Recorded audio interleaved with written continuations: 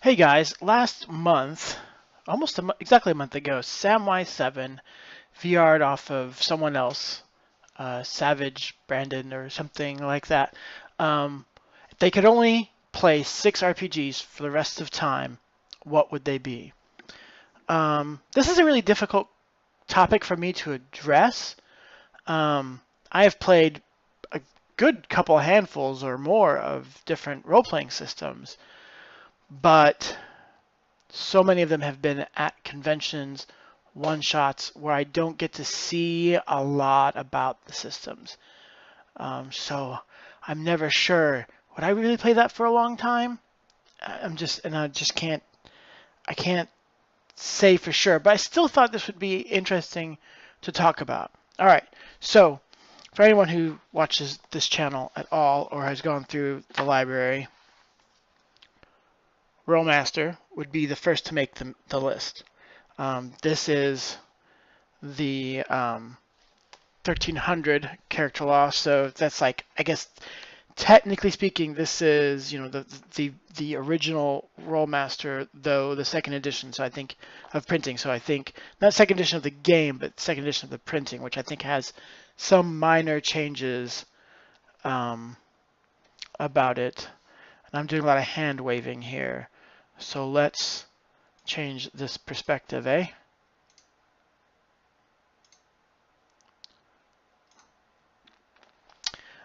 So now it wouldn't necessarily be this one. Out of the editions that exist, this is my favorite, except for maybe Rolemaster Classic. Might have brought it all together better than that book and lots of expansion books. But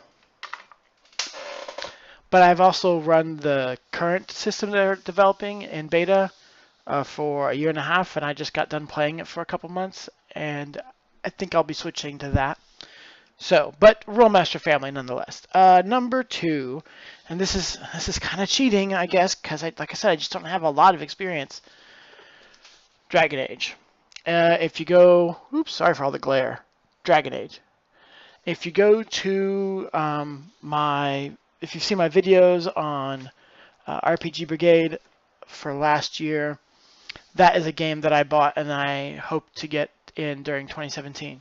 Still haven't played it yet. I have read through the book and I'm terribly excited to play it. I really want to get some other Rolemaster stuff I've actually got done, and I'm going to kind of put Rolemaster aside for a while and try to get. I actually won't probably get to Dragon Age first because I'm afraid if I get there and I won't walk away and try the other 2 systems that I mean to play. But anyways, I expect this one to be a lot of fun. So I'm taking a guess and thinking that maybe Dragon Age would be one of those systems. Third,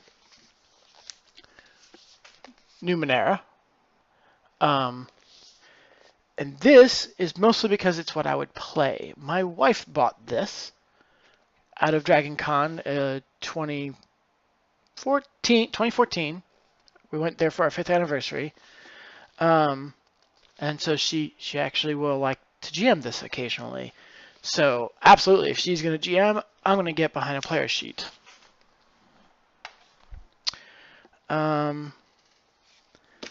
Fifth, again, maybe this would be easily replaced by something else, but if I played more games, but Rifts. This is the first game I played in lone campaign form with a bunch of people in college. And Rifts. Right? Power gamers. Yeah, if you let them. And if that's what you want to do as a GM. You're not really power gaming if you're all star flying butt kickers, and so are the guys you're going against. You're not really so much power gaming at that point. But the world, the setting is just amazing, and I love some of the concepts, and I hate the combat. I hate the combat.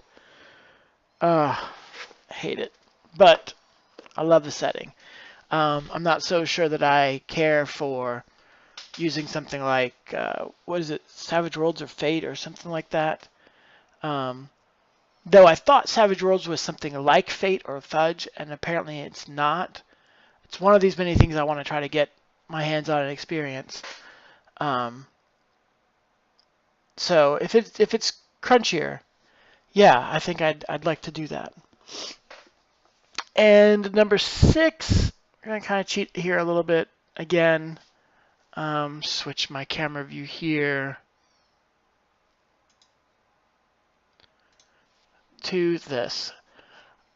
I am one of the many people out there who are trying to homebrew a system. Well, by George, I would hope that if I homebrewed a system, I would like to play it.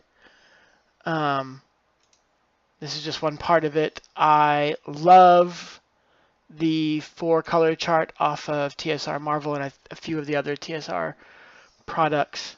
So I did something like that and brought in a 5th color. They've got critical successes already, but they don't have critical failures. And I like to see fumbles. And rather than being an absolute scale, this is a comparative system.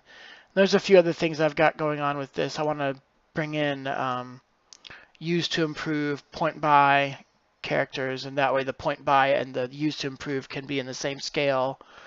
I want to be able to, I want to present like a skill or power structure so that I can present a set of skills in the main documentation and let players and GMs come up with others that fit their setting and or their particular game or their own ideas better.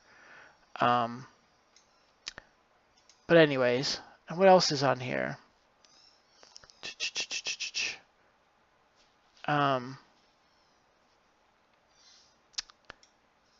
Yeah. Nope, I don't know what else was in there for that. Anyways, this is not a here's the ideas for my game kind of video. I just, since I'm making one, like I said, I would hope that I would like it.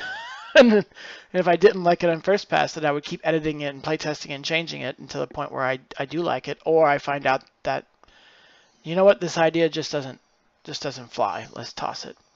So those are the 6 games that I would pick to play forever, potentially. Easily enough change when I get more experience playing other games. What are your 6?